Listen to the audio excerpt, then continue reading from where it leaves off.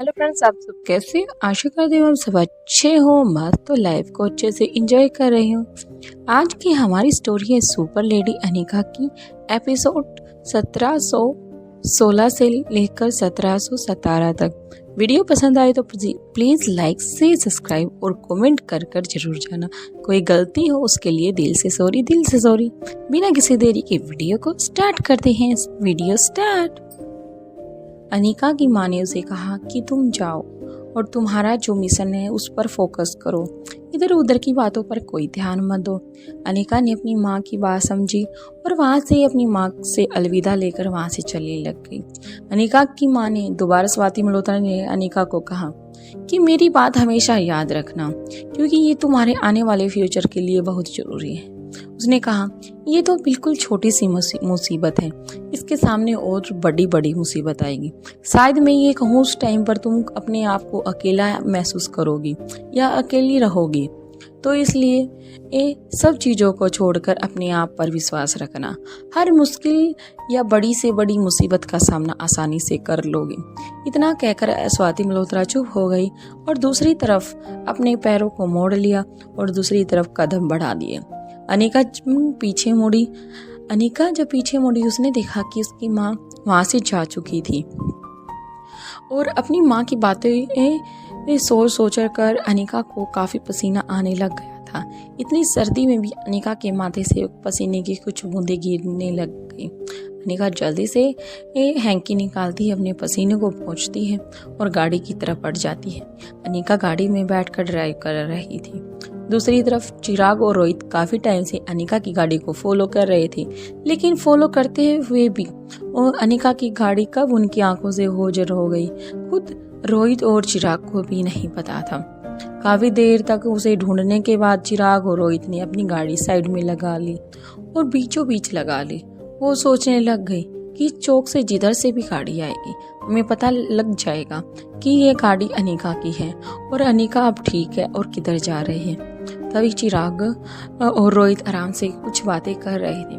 तभी उन्हें एक गाड़ी दिखाई दी। चिराग ने जल्दी से अपनी गाड़ी को साइड में लगा लिया और वहां से वो गाड़ी काफी स्पीड से बाहर चली गई। और चिराग ने कहा कि सर ये अनिका की गाड़ी थी।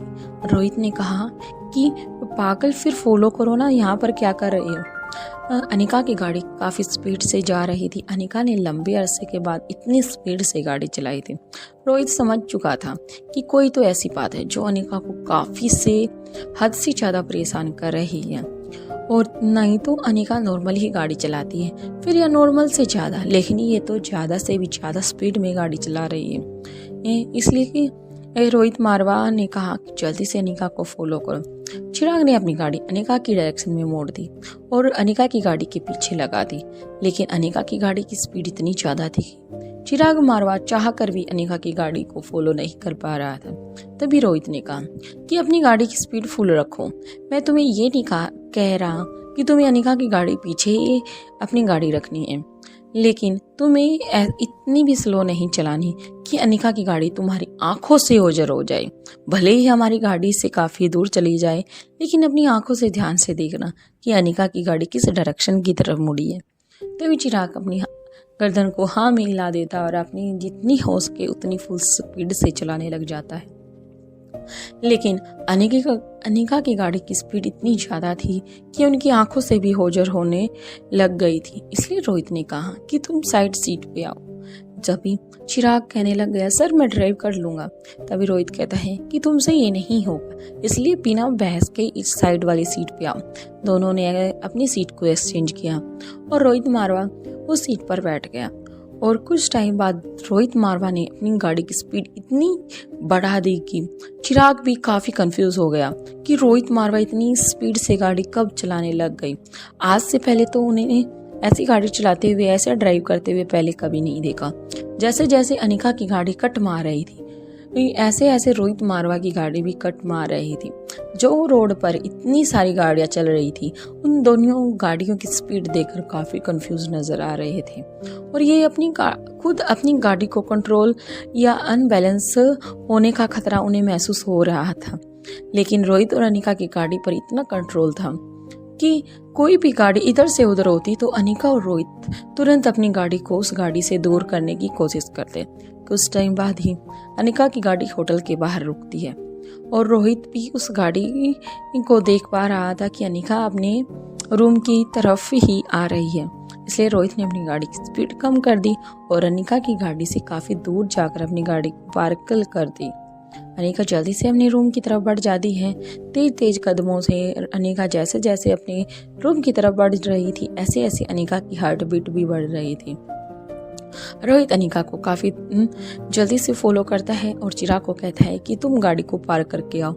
और जल्दी से रोहित अनिका को फॉलो करते हुए आराम से अनिका के दबे पैर पीछे जाने लग जाता है, क्योंकि रोहित अपने जो हुलिया था उसको चेंज कर आया था। अनिका एक टक अगर रोहित को देखती शायद अनिका भी नहीं पहचान पाती, इसलिए अनिका बिना पीछे मुड़ती तभी उसे एक बूढ़ा आदमी दिखाई देता है।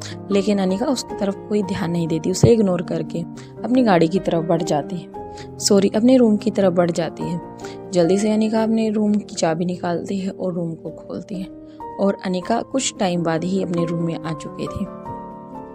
रोहित भी जल्दी से अपने रूम की चाबी लेता है और उसे अनलॉक करता है, अपने रूम की तरफ बढ़ जाता है। मिनी कैमरे को ऑन करता है जो कि पहले से ही ऑन था, लेकिन उसकी डायरेक्शन को चेंज करके देख रहा था कि अनिका किस तरफ गई है। लेकिन अभी तक अनिका उसके कैमरे के अंदर नहीं आई थी, इसलिए रोहित मारवा आराम से बेड पर बैठकर अनिका का जो कैमरा उसने मिनी कैमरा नीचे लगाया था उस स्क्रीन को देखने लग जाता है और अपने माथे पर दोनों हाथ रखकर बेड पर फोन को रखकर देखने लग जाता है। अपनी आंखें बंद करके सोचने लग जाता है, ऐसी क्या बात है जो अनिका इतनी परेशान है और इतनी परेशानी से अंदर आई और ये सब कर रही है, ऐसा क्या करने वाली है अनिका। ये सोच कर रोहित मारवा काफ़ी परेशान हो गया था। तभी नीचे से रूम में से एक जोरदार आवाज़ आई। ये आवाज़ फ़ोन में ना इतनी ज़्यादा नहीं थी, बल्कि वैसे ही इतनी ज़्यादा उसकी साउंड थी कि जो रोहित ने छोटा सा छेद किया था उसमें बिल्कुल साफ साफ सुनाई दे रही थी। अनिका ने जितनी भी मशीनें उस लड़की पर लगाई थी सारी की सारी हटा दी थी और अनिका जोर जोर से पूछ रही थी, तुम्हारी ऐसी हालत किसने की है? कौन है वो इंसान? क्या तुम मुझे बताओगी? तुम अगर मुझे बताती हो तो मैं उस इंसान को जिंदा नहीं छोड़ूंगी जिसने तुम्हारी ऐसी हालत की है। नहीं तुम जिंदा हो, नहीं तुम मरे तो। इसलिए ऐसी हालत से अच्छा तुम्हें मौत नसीब होगी। मैं बस यही दुआ करूंगी, क्योंकि तुम बिल्कुल दूसरों के ऊपर डिपेंड हो। कोई भी लड़की नहीं चाहती कि वो किसी तरह से दूसरे इंसान के ऊपर डिपेंड हो। तुम्हें खुद नहीं पता तुम्हारे साथ हो क्या रहा है।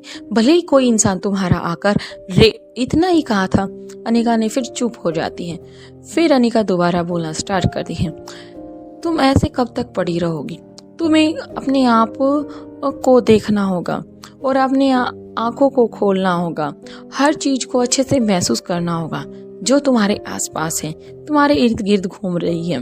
तुम्हें देखना होगा कौन इंसान अच्छा है, कौन बुरा है, कौन तुमसे प्यार करता है, कौन तुमसे नफरत करता है। अनिका अपनी बातें इस तरह रिपीट कर रही थी। एक एक लाइन, एक एक बात उस लड़की के जहन में बैठ रही थी। उसके दिमाग जो अभी तक सुन पड़ा था, जैसे जैसे वो बातें अनिका की कही हर एक लफ्ज उस लड़की के कानों में जा रहे थे और बिल्कुल दिमाग पर उनका अटैक हो रहा था। हर एक बात में, हर एक चीज में अनिका ने एक अच्छे से बात उसे समझाई थी। वो लड़की के हाथ पैर हिलना स्टार्ट हो जाते हैं। जो एका दुक्का जो मशीन अभी लगी हुई थी अनिका ने वो भी हटा दी, क्योंकि अनिका समझ चुकी थी लंबे अरसे तक वो ना तो यहाँ पर अपनी फैमिली को रोक कर रह सकती है और नहीं लड़कियों की ऐसे मौत पर उनका शोक मना सकती है। मुझे कुछ ना कुछ जल्द करना होगा और नहीं इस लड़की की लंबे तक इसकी देखभाल कर सकती है। इसे अपने पैरों पर खड़ा होना होगा या इसे अपनी जिंदगी को गंवाना होगा। ये सब अनिका सोच सोच कर गाड़ी चला रही थी। अब अनिका ने सारी बातें उस लड़की को कह डाली और रोहित मारवा भी काफ़ी कन्फ्यूज नज़र आ रहा।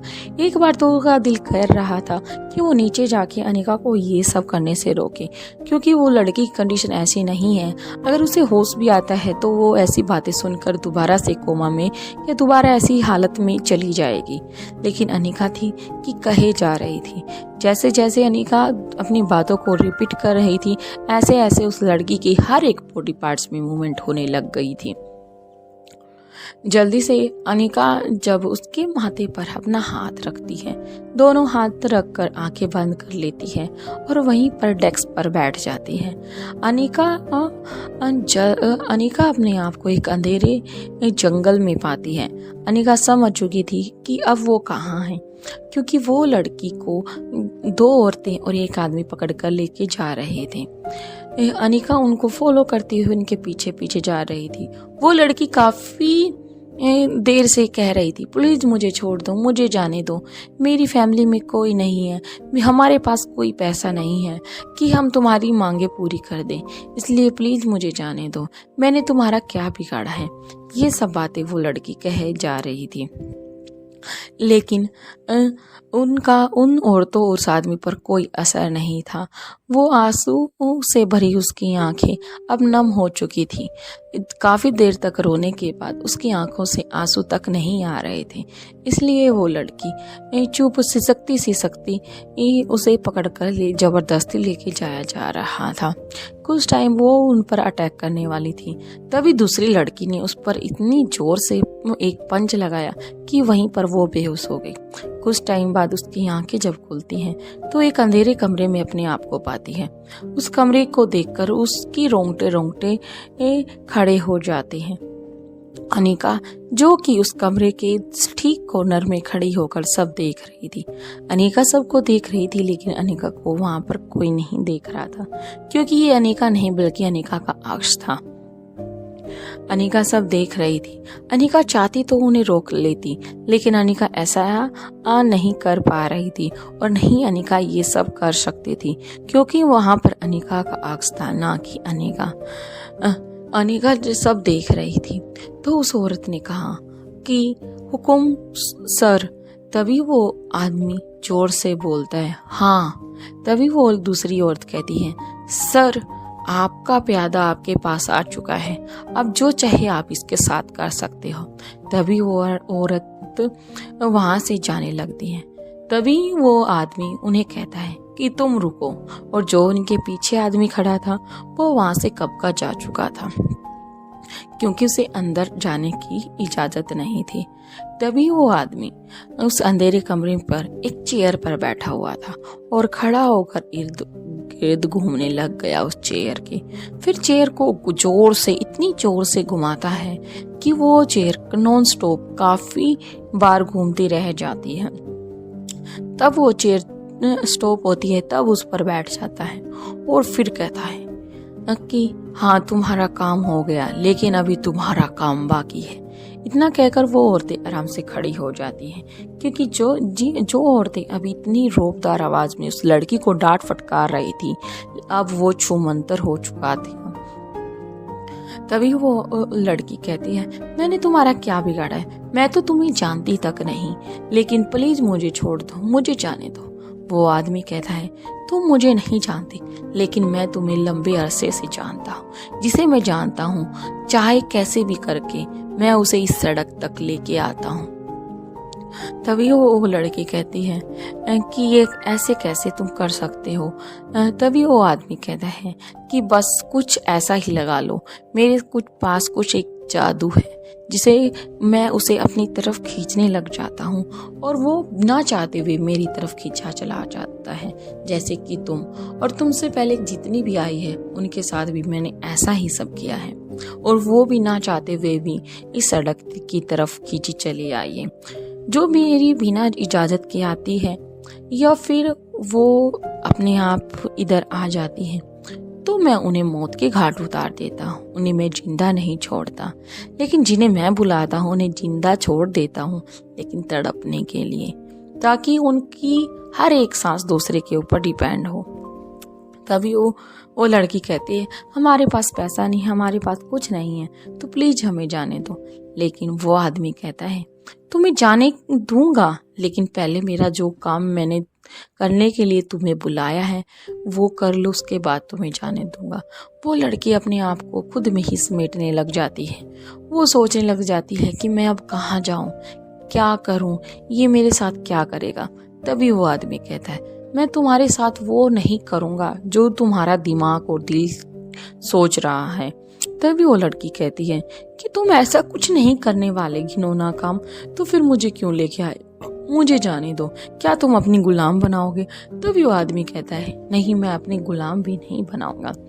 तभी वो लड़की गिड़गिड़ाने लग जाती है, मुझे यहाँ से जाने दो। वो आदमी मना कर देता है। तभी वो लड़की कहती है, ऐसा मैंने कौन सा गुनाह किया है जो तुम मुझे ऐसी सजा देने वाले हो। वो आदमी कहता है कि तुमने वो गुनाह नहीं किया, तुम्हारी जो खूबसूरती है उसने वो गुनाह किया है, क्योंकि तुम्हारी खूबसूरती मुझे किसी की याद दिलाती है। मैं उसकी यादों को भूलना चाहता हूँ, लेकिन भूल नहीं पाता। जिन लड़कियों के अंदर मुझे उसका अक्स दिखाई देता है, मैं उन्हें तड़पता हुआ देखना चाहता हूँ, क्योंकि मैं जैसे तड़पता हूँ उसके लिए ऐसे ही मैं उन्हें तड़पाऊंगा। तभी वो लड़की कहती है, किसके लिए और कौन तड़पेगा और किसको तड़पाना है। तभी वो कहता है, उसकी जो वहाँ पर मिसाल लगी हुई थी उनकी तरफ उसका चेहरा आ जाता है। अनिका देखकर उस चेहरे को अपने दोनों हाथों को अपने माउथ पर रख लेती है और कहती है, करण डोगरा। इतनी आवाज सुनकर वो आदमी कहता है, हाँ, कहने लग जाता है, मैं करण डोगरा। मैं पहले किसी लड़की से नफरत करता था, लेकिन पता नहीं कब मैं उसके प्यार में इतना ज्यादा गिर गया कि मैं अपने आप तक को भूल गया। मेरी जिन लड़कियों से मेरे पेरेंट्स ने एंगेजमेंट की कराई, उन्हें एक दिन पहले ही रात को मैंने मौत के घाट उतार दिया। इसलिए आज तक उन लड़कियों की लाश तक पुलिस को बरामद नहीं हुई है, और उनको मैंने जहाँ पर तुम खड़ी हो इसी के नीचे गाड़ा है, और शायद 7 जन्मों तक पुलिस भी इस ठिकाने का पता नहीं लगा पाएगी, और यहाँ से गुजरने वाली हवा भी डरती है। तभी वो लड़की आराम से चुपचाप बैठ जाती है। वो औरतें फिर कहने लग जाती है, सर क्या मैं अब जाऊं। तभी वो आदमी एक कुल्हाड़ी को लेता है और उस औरत के सिर के बीचों बीच मारता है। करण डोगरा का बिल्कुल निशाना बिल्कुल परफेक्ट था। उसके बीचों बीच माथे पर उसका जो उसने नुकीली चीज फेंकी थी वो उसके सिर को बिल्कुल 2 भागों में बांट देती है। ये उसके जो खून निकलता है वो सारा खून उस लड़की के फेस पर गिरता है। वो लड़की ये सीन देखकर काफी घबरा जाती है और काफी हिल जाती है। तभी दूसरी औरत ये सीन देखकर काफी हड़बड़ा जाती है और वहां से जाने लगती है। तभी करण डोगरा दूसरी कुल्हाड़ी लेकर, जो कि बिल्कुल तेज तरार की थी, उसे उसकी गर्दन की तरफ मारता है। उसकी गर्दन कट कर और उस लड़की के हाथों पर गिर जाती है, जो कि अभी खून पोंछकर अपने हाथों को ही देख रही थी। ये देखकर तो उसकी आंखें फटी की फटी रह जाती है। उसकी बॉडी पैरालाइज हो जाती है। उसे समझ नहीं आ रहा था अब क्या करूं। ये सब सीन देखकर वो बेहोश हो जाती है और वहीं पर लेट जाती है। तभी करण डोगरा उस आदमी को बुलाता है जो अभी उस अंदर रूम की तरफ ना आकर बाहर ही खड़ा था।